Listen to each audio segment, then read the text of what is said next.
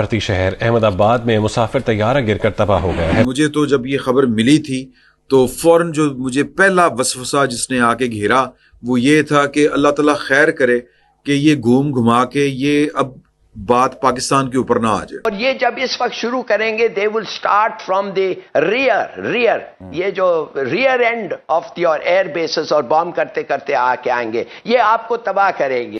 Take off के 2 minute के अंदर सर वो दुर्घटनाग्रस्त हो गया। इसको दहशतगर्दी से ना जोड़ दिया जाए, जाहिर है कि इंक्वायरी होगी। सर, एक इतनी बड़ी कंपनी का जहाज क्या टेक ऑफ के साथ ही क्रैश कर सकता है? क्या इस बात को हम मतलब एक रूटीन उसमें ले सकते कि बस हादसा हो गया, इसके पीछे कुछ और वजह नहीं हो सकती?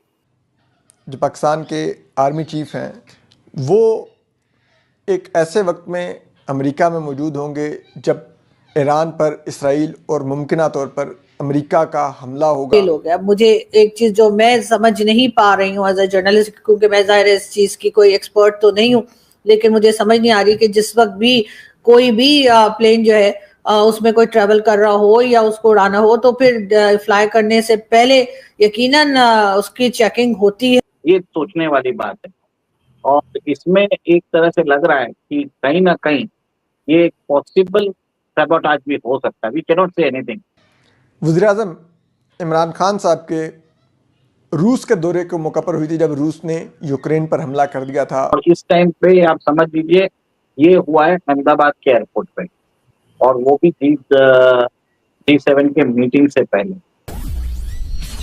आज की सबसे दुखद खबर सर ये है कि एयर इंडिया का एक विमान जो लंदन जा रहा था अहमदाबाद इंटरनेशनल एयरपोर्ट से, टेक ऑफ के 2 मिनट के अंदर सर वो दुर्घटनाग्रस्त हो गया और उस पर कई बड़े लोग भी शामिल थे। बताया जा रहा है कि गुजरात के पूर्व सीएम विजय रूपाणी भी उस जहाज में सवार थे। सर, एक इतनी बड़ी कंपनी का जहाज क्या टेक ऑफ के साथ ही क्रैश कर सकता है? क्या इस बात को हम मतलब एक रूटीन उसमें ले सकते कि बस हादसा हो गया, इसके पीछे कुछ और वजह नहीं हो सकती?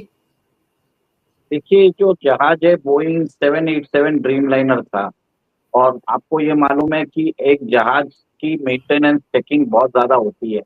और अभी आपको मालूम है एयर इंडिया टाटा के मेंटेनेंस में, टाटा के ओनरशिप में, तो उनका जो ग्राउंड लेवल टेक्नीशियंस है उनका काम बहुत ही अच्छा रहता है।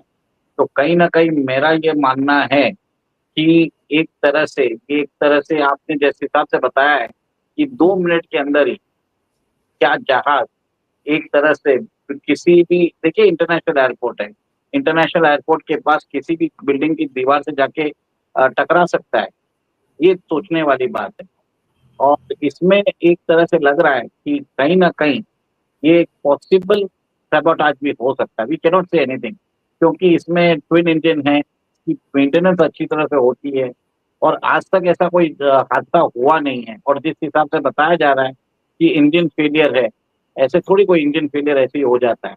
Boeing is a reputed company और उसका अगर ऐसा काम होता रहा तो इट इज क्वेश्चनेबल, उसके मार्क पे भी आता है। और second, Tata is running air India. आप वो सोचिए 200 पैसेंजर है और ये 2000 में ये एयरक्राफ्ट बनाया हुआ है। तो मेरा मानना ये है कि शायद पॉसिबिलिटी है कि this is a possible sabotage भी हो सकता है।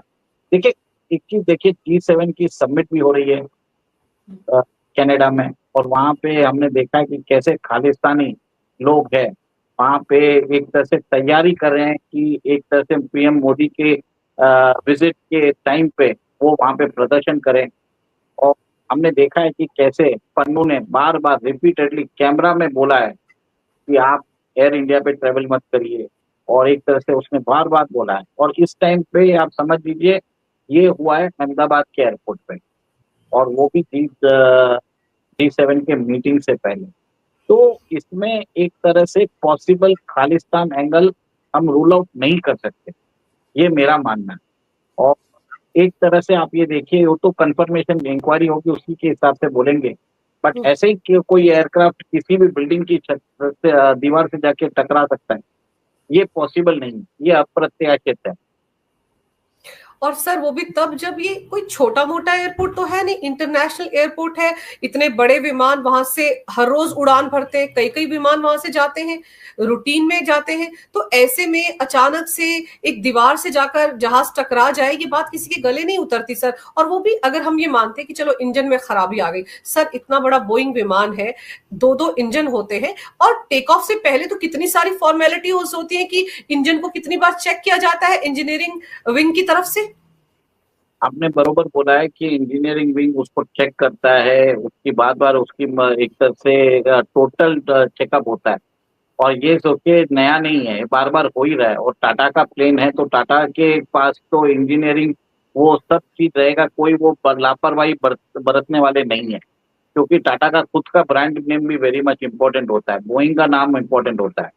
तो कहीं ना कहीं ये जिस हिसाब से आपने बताया है कि इतनी सारी चेकिंग होती है, technicians and other thing, it is very unlikely कि इसको एक तरह से एक्सीडेंट मान ले। एक तरह से ये जो टाइमिंग हुआ है, अब ये देखिए G7 मीटिंग से पहले हुआ है। G7 मीटिंग 15 तारीख को होनी थी और आज 12 तारीख है, 3 दिन पहले अचानक ये होता है। तो कहीं ना कहीं एक तरह से, और पन्नू ने भी बार बार बोला भी है और उसने लाइव टेलीविजन पे बोला है, तो एक तरह से ये बताना चाहते हैं कि हम आपके, एक तरह से मेरा ये मानना है कि शायद एक खालिस्तानी ऑपरेटिव बताना चाहते हैं कि अहमदाबाद एयरपोर्ट भी सेफ नहीं। फेल हो गया। मुझे एक चीज जो मैं समझ नहीं पा रही हूँ एज अ जर्नलिस्ट, क्योंकि मैं जाहिर है इस चीज की कोई एक्सपर्ट तो नहीं हूँ, लेकिन मुझे समझ नहीं आ रही कि जिस वक्त भी कोई भी प्लेन जो है उसमें कोई ट्रैवल कर रहा हो या उसको उड़ाना हो, तो फिर फ्लाई करने से पहले यकीनन उसकी चेकिंग होती है, उसको चेक किया जाता है। और एकदम से दोनों के दोनों इंजन फेल कैसे हो गए, ये बात कुछ अजीब सी है।